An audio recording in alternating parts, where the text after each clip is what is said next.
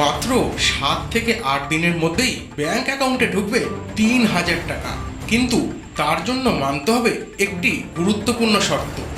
অন্নপূর্ণা যোজনার আবেদন করেছেন বা করতে চলেছেন, তাহলে এই খবর আপনার জন্য অত্যন্ত জরুরি। কারণ এবার জানা গেল আবেদন করার কতদিনের মধ্যেই টাকা পাবেন উপভোক্তারা। নমস্কার, আপনি দেখছেন বার্তা 24 ঘন্টা। আজকের বড় আপডেট অন্নপূর্ণা যোজনা নিয়ে। পশ্চিমবঙ্গের মহিলাদের আর্থিকভাবে স্বনির্ভর করে তুলতে চালু হয়েছে অন্নপূর্ণা ভাণ্ডার বা অন্নপূর্ণা যোজনা।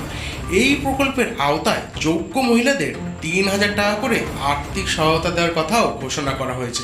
আর সেই টাকা কবে পাওয়া যাবে তা নিয়ে ছিল বহু আবেদনকারীর প্রশ্ন।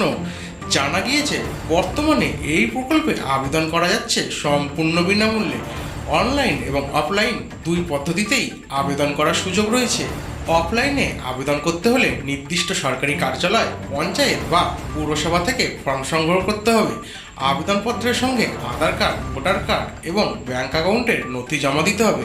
অন্যদিকে অনলাইনে আবেদন করতে চাইলে সরকারি পোর্টালে গিয়ে মোবাইল নম্বরের মাধ্যমে রেজিস্ট্রেশন করে ফর্ম পূরণ করতে হবে এবং প্রয়োজনীয় নথিপত্র আপলোড করতে হবে।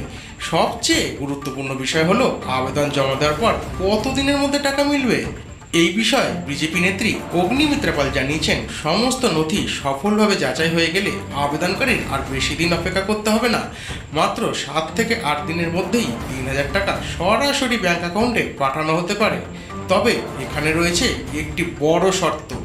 আপনার ব্যাংক অ্যাকাউন্টে অবশ্যই ডিবিটি বা ডিরেক্ট বেনিফিট ট্রান্সফার সক্রিয় থাকতে হবে এবং ব্যাংক অ্যাকাউন্টের সঙ্গে আধার লিঙ্ক করা থাকতে হবে। যদি আধার সংযুক্ত না থাকে তাহলে টাকা পাঠানোর ক্ষেত্রে সমস্যা হতে পারে কিংবা টাকা আটকে যেতে পারে। তাই যারা অন্নপূর্ণা যোজনায় আবেদন করেছেন বা আবেদন করতে চলেছেন তারা দ্রুত নিজেদের ব্যাংক অ্যাকাউন্টে আধার লিঙ্ক এবং ডিবিটি স্ট্যাটাস যাচাই করে নিন। এই বিষয়ে নতুন কোনো আপডেট সবার আগে আমরা জানাবো আপনাদের।